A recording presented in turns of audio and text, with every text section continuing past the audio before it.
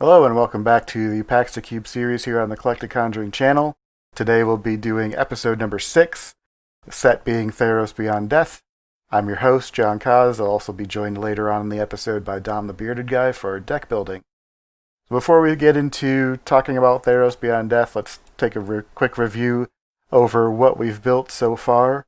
We're still very light green, even though last week our set was Throne of Eldraine, and we ended up building a green-black food deck, and then a Mardu Knights deck, Mardu being white, black, and red.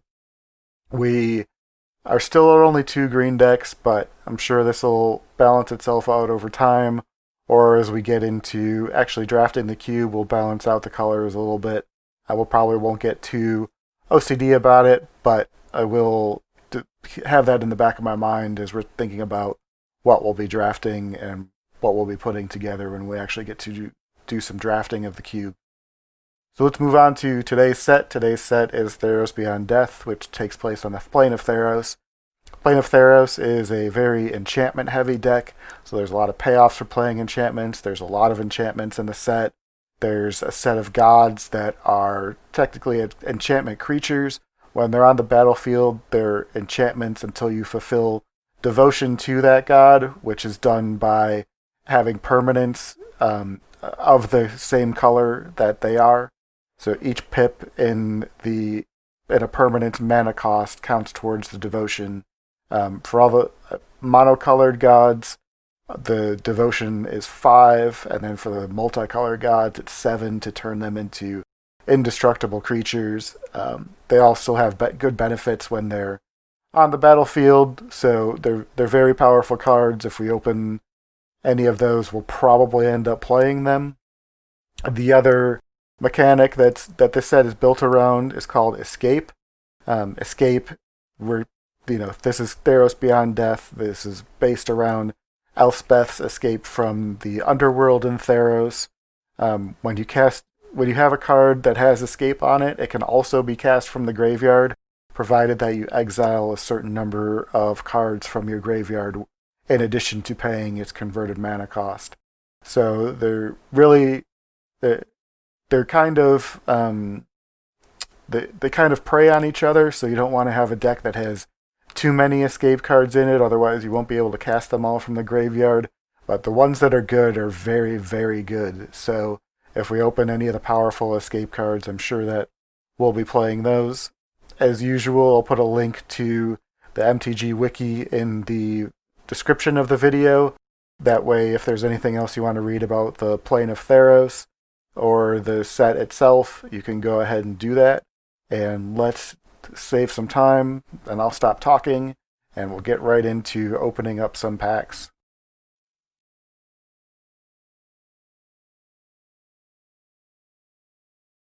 Welcome back to the Theros Beyond Death episode of Packs to Cube. We'll start ripping through our packs now. Grey Merchant of Asphodel. Well, we didn't get 3 of them. I wish we did. If we do end up with more, we'll probably try and put that in some kind of mono black deck, because it's a perfect finisher for those.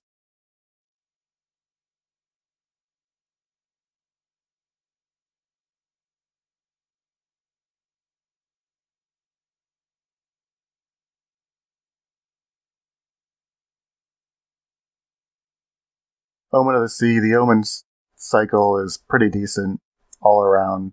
They come in with flash, they do something, and they trigger all of your constellation effects if you have any. And here we go with temples again. Guessing we're going to end up with all of the temples by the time we're done opening our packs.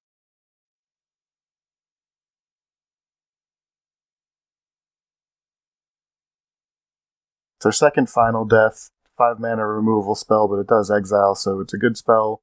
But I don't know if we have room for 2 of them in a deck.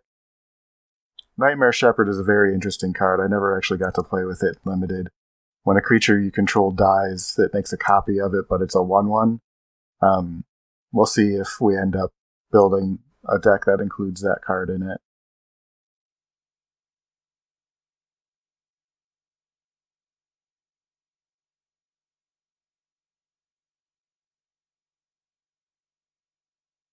Alright, there's another temple.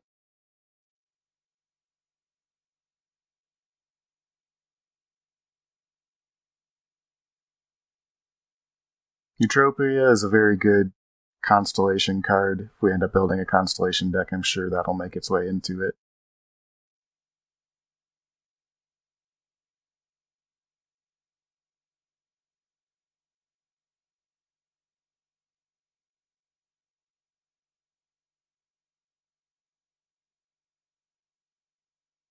Thrix, big flash flyer, exactly the kind of card that I want to play. We'll see if it ends up making it.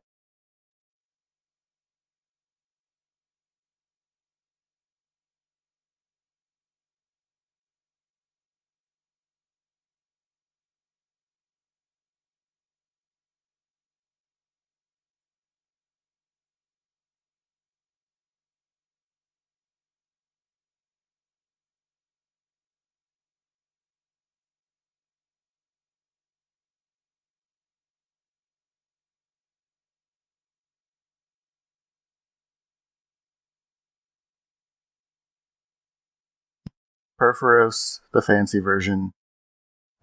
Don't know that we'd end up playing that card. It's really only good in mono red type decks, so if we end up wanting to support mono red in the cube, I could see it making later. The Eros' Blessing is a card that triggers your constellation and does 4 damage to an opponent's creature. If we end up putting red in our constellation deck, that'll definitely get played. Pelucranos is a bomb card. It's a 6/6. It fights your opponent's creatures for 3 mana, and also has escape so it can pull itself out of the graveyard.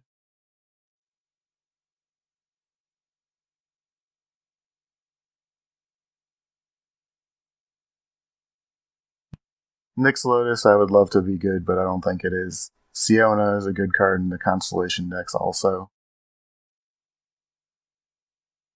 Final Flare does 5 damage for 3 mana, but you have to sacrifice something. It's still a pretty decent return.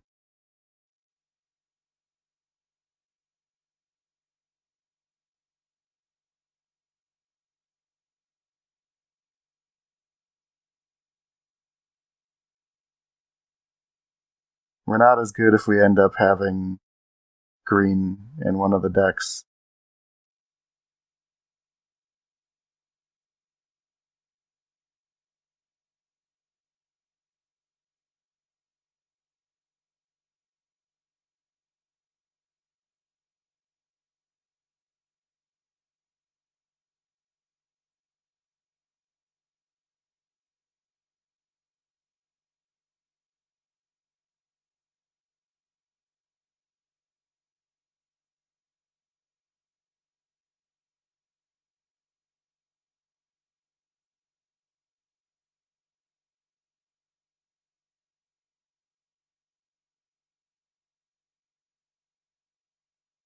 Kotobel Pass would get played in any black deck. Creature plus enter the battlefield removal. Field of Ruin will probably make it as a sideboard card in the cube.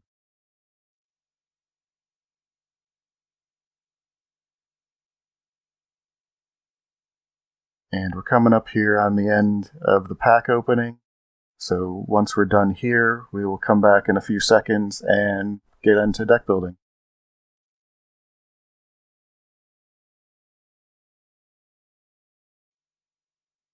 Hello and welcome back to...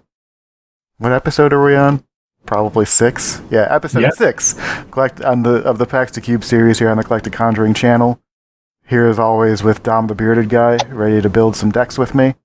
We're doing Theros Beyond Death here today, which, as most Theros sets do, has a pretty heavy enchantment theme, and one of the main keywords is Constellation, which means whenever an enchantment enters the battlefield under your control, something happens.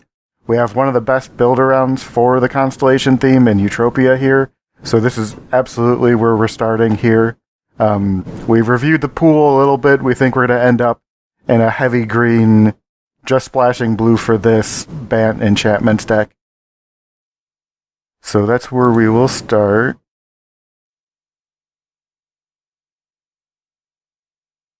I mean, yeah, big miss there. That deck could easily be called Enbantments, and it would be much easier.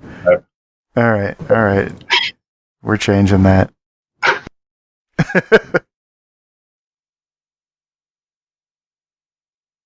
There you go. Love it. Then the second deck, we have a lot of black cards, so we're probably going to end up in a heavy black deck. Not quite sure exactly what the splashes are going to be in that deck. Probably red. But we'll just start here. Perforos is a card that I wish was good, but isn't. Yeah, it really is. It's going. I should probably rename that the probably not board for this one. The other thing is, in the black deck, when we get to that, we have a Perforos, Pelucranos, which is probably the best card in limited in the set. If not, it's really close. We're not leaving that card out.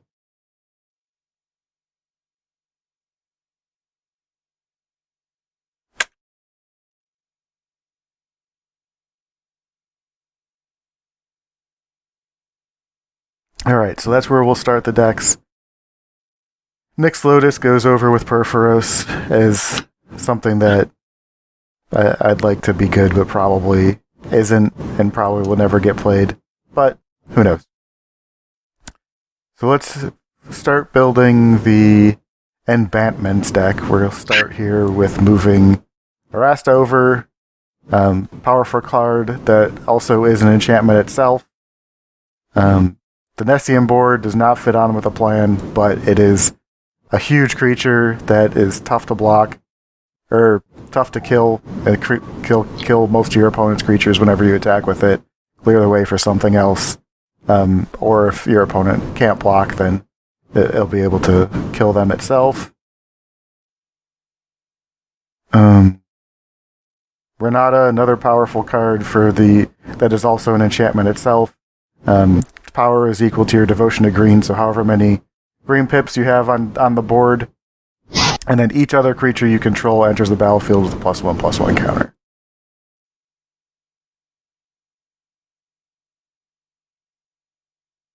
Another constellation payoff, Nessian Wanderer. Whenever an enchantment comes in, you look at the top 3 cards of your library and can put a land from among them into your hand.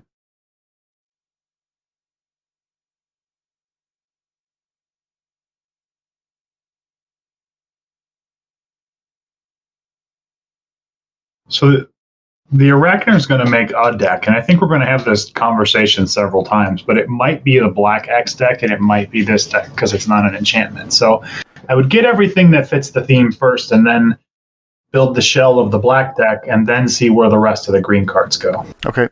Sounds good to me. So Siona ends up in the enchantment deck, for sure. Right. So Siona digs for enchantments, but only auras. So we're going to look for things that pump our own team, and we do have several. And all of those will also trigger Eutropia, so we can just pile on the value. We definitely want Heliod's Punishment in this deck. I mean, it's an aura removal spell, which means that Siona can find it.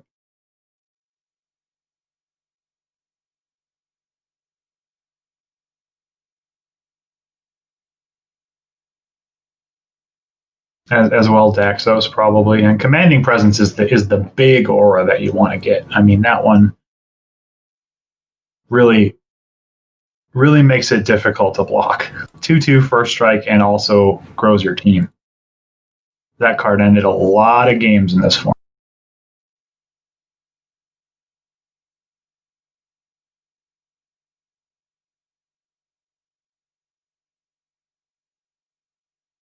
Archon comes in to bring an enchantment back. So let's go back down to the white. We will want Heliod's Pilgrim. Definitely, that's going to dig up our aura-based removal, or pump if we need it, but hopefully removal. Play the other one. Sentinel's Eyes was the other one that I was thinking of to come in right away.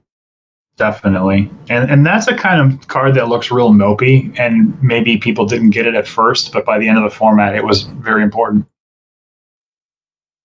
This is the kind of format where you would main deck Revoke Existence too.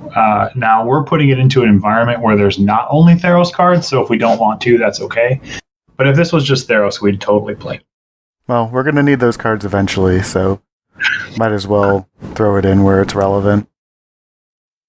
Mm-hmm. Trigger and creatures, board presence, and advance our plan. I like it all. Highest Wayfarer, good enough?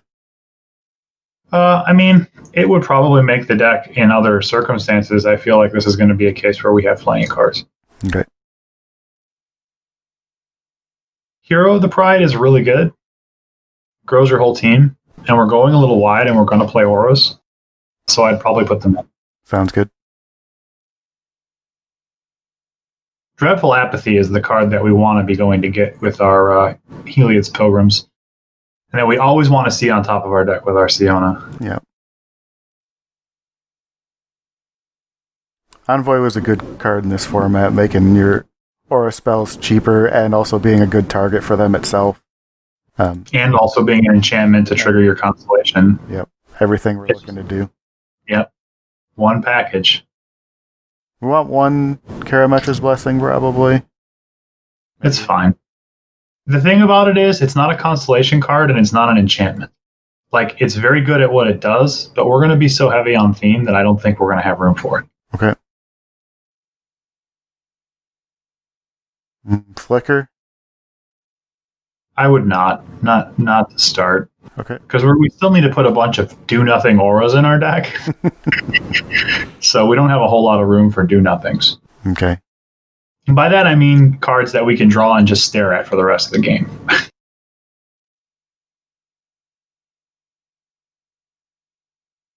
Loathsome Chimera? Probably not. I mean, so here's the thing, right? If we build a black deck that focuses on the escape mechanic, which I feel like is a possibility, we're going to want most of those types of cards in the other deck. But there is a limit to how many of those are valuable because you only have so many cards to eat. Right. Relentless Pursuit would go in a deck like that as well, but probably not in this one. This card is great, yes. Yeah. Triggers Heroic, it's an aura to dig up, and it's a removal spell. Cetessan Training replaces itself, does all those things.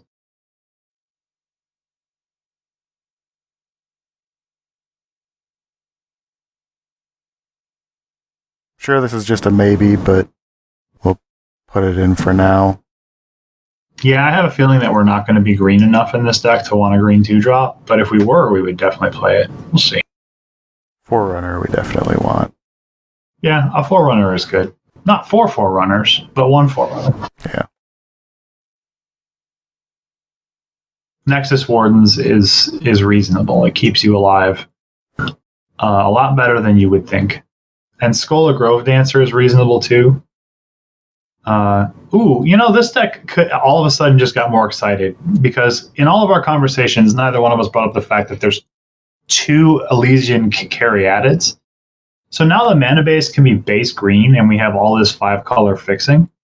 Between that and the 2-drop Constellation creature that searches for lands, our mana is not going to be bad at all in this deck. Yeah, no, we can. This is just a base green deck that can play whatever flashy cards it wants.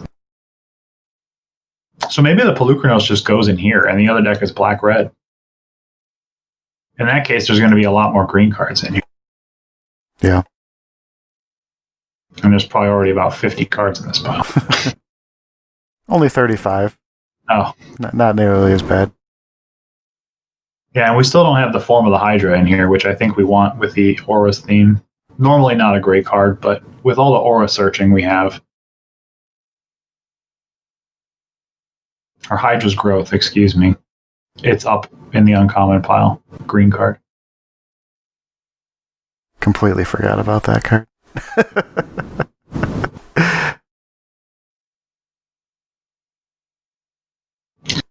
Well, let's pause here and slide over to the other deck because we're going to have to pick a lane with that one. And we can just start by bringing in all the powerful black cards, right? What is this? Nothing you want to be doing. But here we have Phoenix of Ash, Perforos' Intervention, and a Temple. So black-red is kind of compelling, and it really lets us just go crazy with the quote-unquote 5-color green deck. Yeah.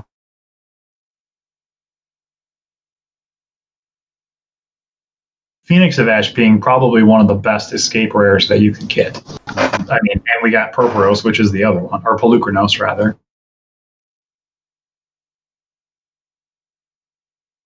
Do you want the Nightmare Shepherd? It's just a 4/4 flyer for 4, so yes, and we'll probably be able to get more value out of it by the time we're done building the deck. Yeah. I guess was bemoaning the fact that we only had one Gray Merchant, now we have 2. Yeah, exactly. That's the perfect thing to hit with Gray Merchant.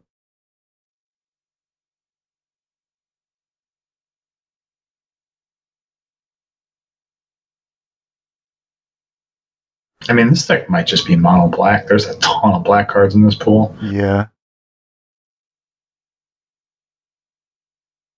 Triton is good. Nightmare is good. These both help fuel our deck for escape. It's going to wind up needing a little bit of support from another color just for escape cards, I think, but not much. So maybe then the Pelucranos does wind up in this deck as the big payoff, and then the multicolor green deck can play the red powerful cards instead. But let's keep pulling in black cards and see what happens.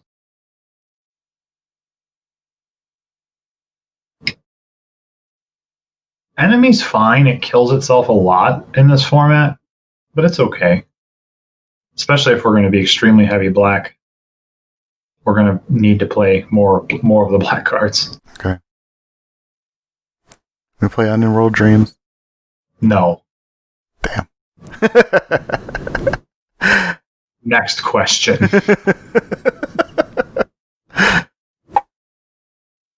Myers Grasp. Myers Grasp is premium removal. And Final Death is the removal that you have. Yeah.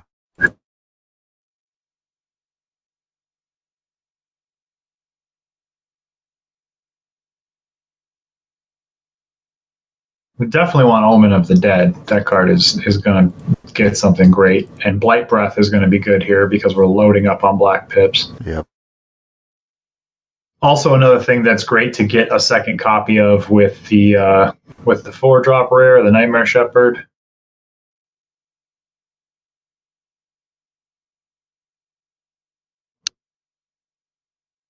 Get some card draw. Yeah, I doubt we'll play 2, but it's all right. So Aspect of Lamprey is my go-to card for putting in decks and then cutting in this format because I really like it, but it winds up not making it. Venomous Hierophant, that's the truth when it comes to escaping. I mean, that thing just trades for any creature, really can't be blocked effectively, and also fuels up your escapes. Am I playing? Charge. Yeah, definitely. You want to have, I don't know, 4 to 6 escape creatures in the deck is my guess.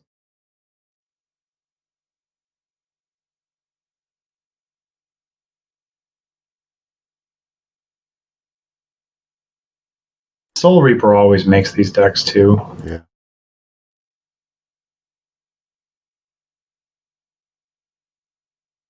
So Mogus Favor is good enough, and mostly because it can kill random things and has escape. It's a little bit like Dark Blast from back in the day.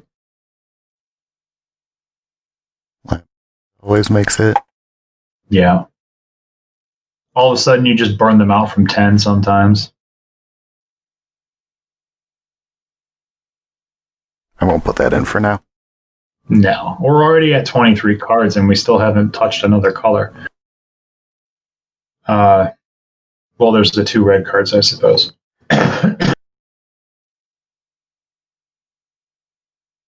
Yeah. I almost want to put that Nyx Lotus in here. I mean, you can. I don't think it's right, but you can do it. All right, I won't. If it's not right, I won't do it.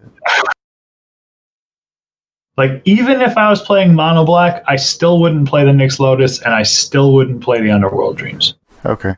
I would play the Underworld Dreams if I had, like, I don't know, 3 gray merchants plus the rare.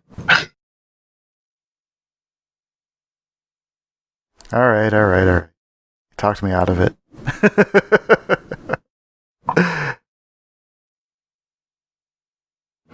We'll just slide this over to the maybe board because I'm sure that's going to get in at some point. Mm-hmm. Uh, So if we're happy with this deck, it's totally fine to play it this way. I actually think this looks really good. I think that the second Funeral Rites is a place that could be improved. I don't know exactly what card to put in. I think the other deck, being splashing so many cards, is going to be super busy with its mana. And so maybe this deck gets the Entrancing Lyre and you take out a Funeral Rites. Okay. I could see that. It just seems weird to put it in the black-red deck, but we're really not playing a base blue deck 2 videos in a row here. Yeah. They're going to take away my card. I mean, you can tell it's a different day from when we recorded the last videos because we're finally wearing different shirts. But, you know, maybe today's just not the blue day. Oh, that's acceptable to me, but I mean, we'll see.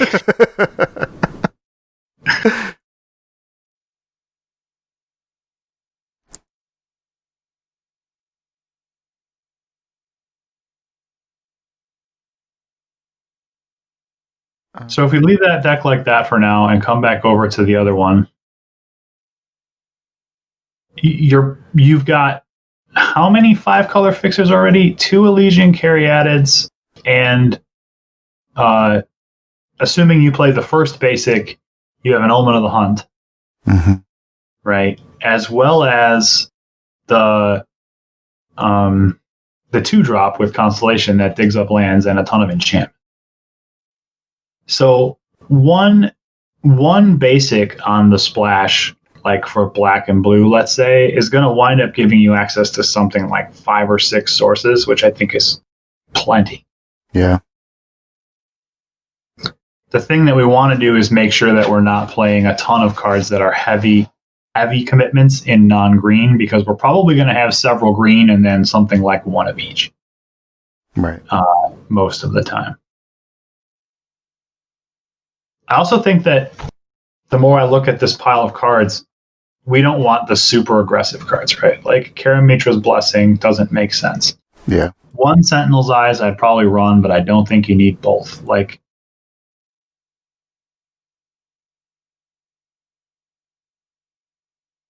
this deck is going to generate trigger value all game long. It's not necessarily looking to end the game on turn 5 or 6.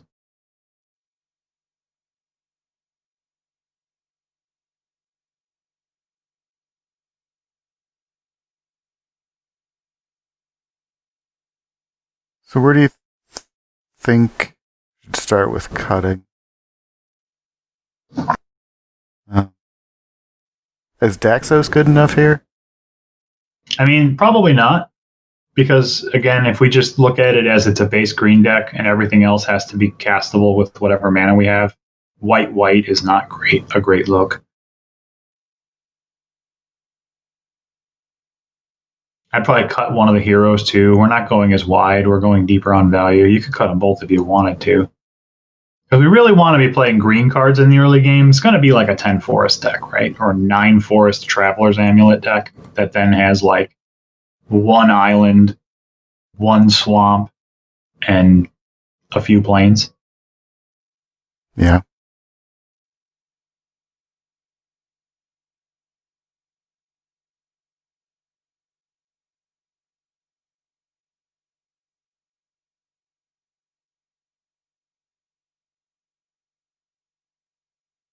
So,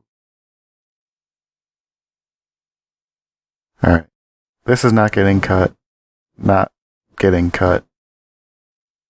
Maybe. Not getting cut. Absolutely not getting cut.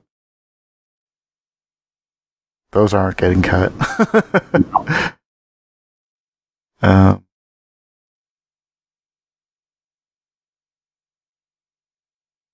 I mean, I guess you do have enough things to go get with your enchantment and aura finders that you could take the Hydra's growth out at this point. It is the worst of them. okay. And you do have quite a few auras.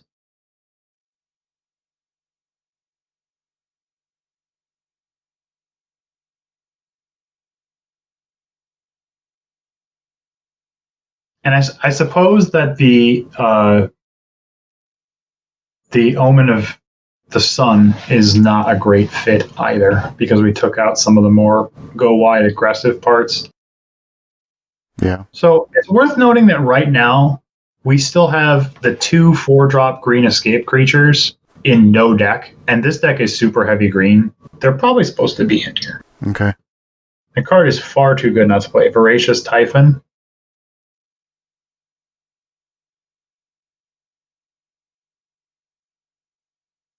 And while we don't necessarily have things that are turbo fueling escape in this deck, we're just going to throw so many cards on the table that if they answer them, we'll bring them back. So now at this point, with that lean, I might not play the Archon at all. Like, it's very powerful, but having the second white, I don't know. When we can just play more powerful or equally powerful double green cards. Okay. We'll move that one into the maybe at some point in the cube later.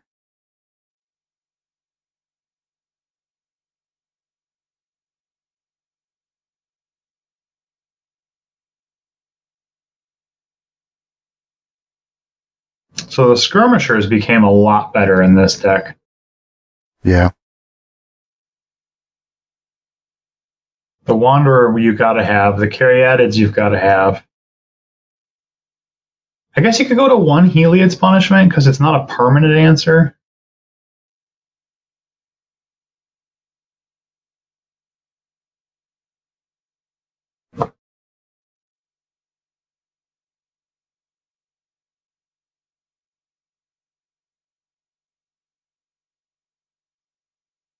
So we're It's a lot of beef. I would cut something big. I mean, I know we just said none of it's going to get cut, but between Forerunner, Boar, 2 Typhons, and Pelukranos, holy cow. I mean, I guess there are 2 ramp spells, right? Mm-hmm. 3. So we're hoping to be on 5 mana a turn early. We won't get to 4 mana a turn early very often unless we have a Caryatid on 2. We do have 2 of them. It's true. So it's tough. There's a lot of good cards in this pile. Yeah. Well, that's what happens when, you don't have to worry about mana restrictions as much. Yeah, that's what happens when you're playing Hearthstone with Magic, right? Yeah.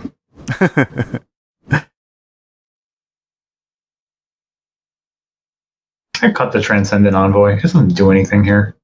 Okay. We're never going to cast it on turn 2.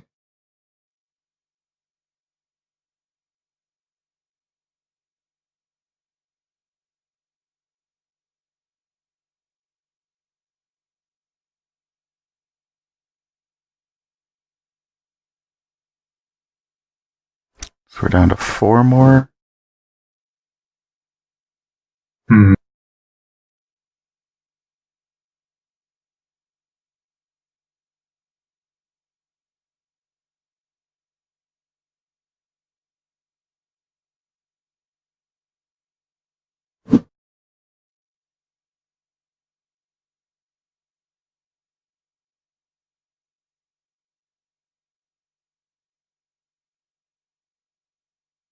What about one of the Nexus Wardens? You could do that. You could also cut the favorite of Erois. Like, we don't have a ton of ways that pump its power. Just being a 2/2 double strike isn't that great. That card's really good in the more heroic builds, right? Right. I'm also more preferential to cutting non-green cards since we're going to be so heavy green. Okay. I mean, we can cut some green cards, but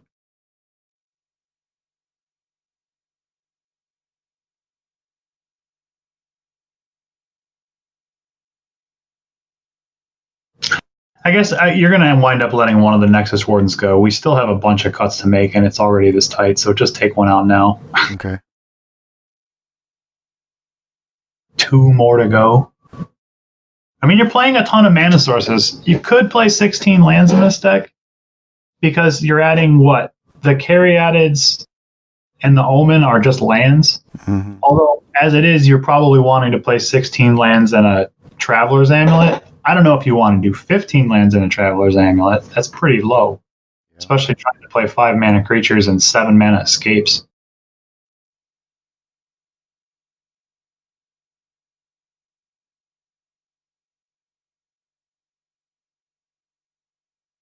I'm going to move this and just say that we'll maybe put that in at some point. Okay. There will be some form of artifact and or enchantment removal in the cube. We'll make sure that that happens. So you have one more cut to make if you want to play 16 lands and a Traveler's Amulet, which the other deck should play 16 lands and a Traveler's Amulet too. The first Traveler's Amulet is just free. Yeah, those will be added for fixing, though, so we'll just keep these both at 23. Gotcha.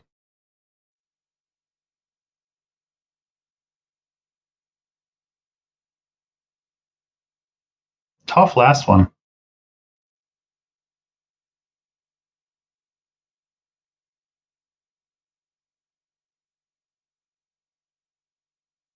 I guess I cut a Typhon. Okay. I don't like it. I really want to cut the Forerunner or the Boar, but they're more flashy. And since these cards are going into a cube, having a variety of cards is better than having multiples. So that's my justification. Totally makes sense to me. I'm good with that.